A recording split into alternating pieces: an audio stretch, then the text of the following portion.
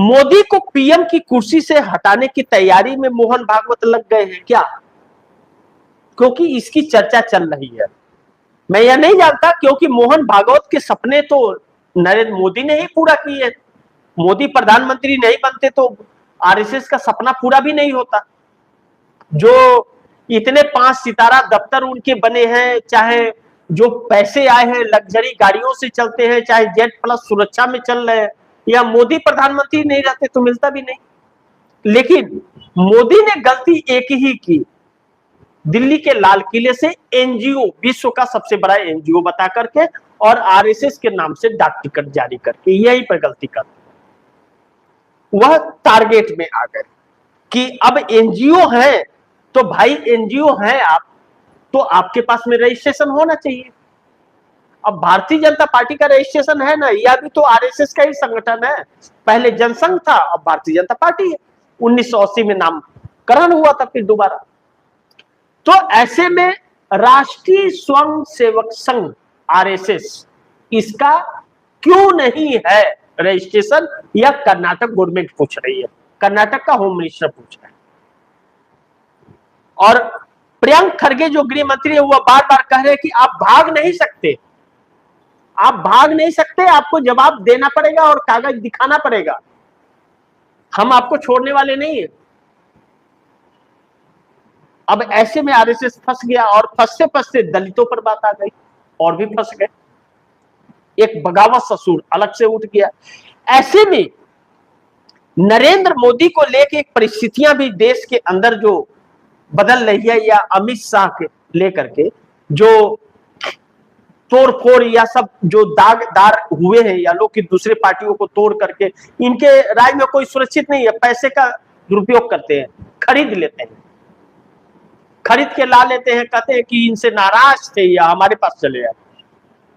और व्यवस्था चरमरा गई है देश की, और पूरे विश्व में लोग मोदी के ऊपर थूक रहे हैं। अपने देश में तो तानाशाह बने हैं, ट्रंप के सामने भीगी बिल्ली बन करके सर नीचे करके बैठे हैं, पर्ची देख देख करके बोल रहे हैं। या मैं नहीं कह रहा हूं, मैं तो कहूंगा ही जो वीडियो में दिखा, या पवन खेड़ा ने प्रेस कॉन्फ्रेंस करके कांग्रेस के प्रवक्ता ने कहा है, वीडियो दिखा दिखा के।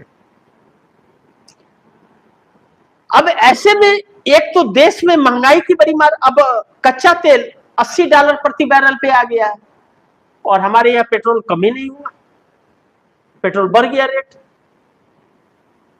बताइए, उधर रेट कम हो रहा है, इधर रेट बढ़ रहा है, क्यों बढ़ रहा है भैया, क्यों बढ़ा रहे? तो यह एक अनोखी चीज हो रही है। कोई विदेशी हमारे यहां पैसे इन्वेस्ट नहीं कर रहा है, और हमारे खजाने खाली होते जा रहे हैं।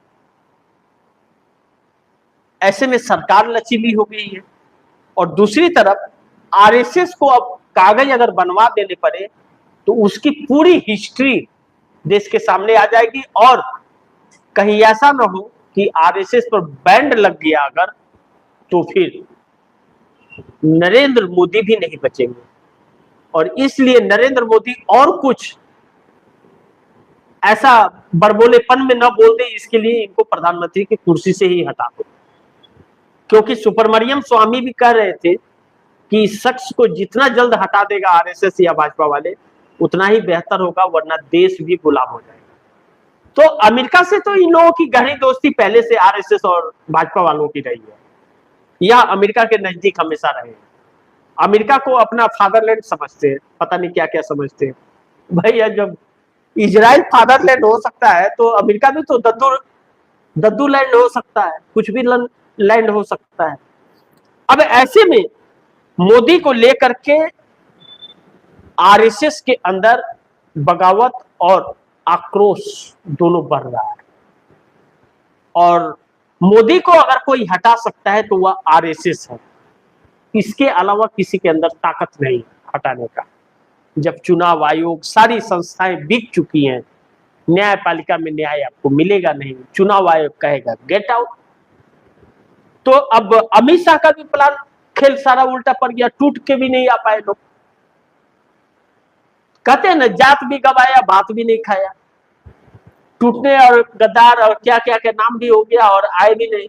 अब वह 4 इस्तीफा देंगे, 4 को इस्तीफा देना पड़ेगा।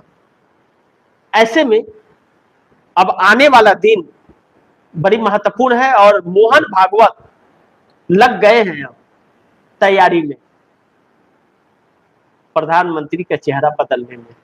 आने वाले दिनों में यह चीजें भी आप दर्शकों के सामने आएगी।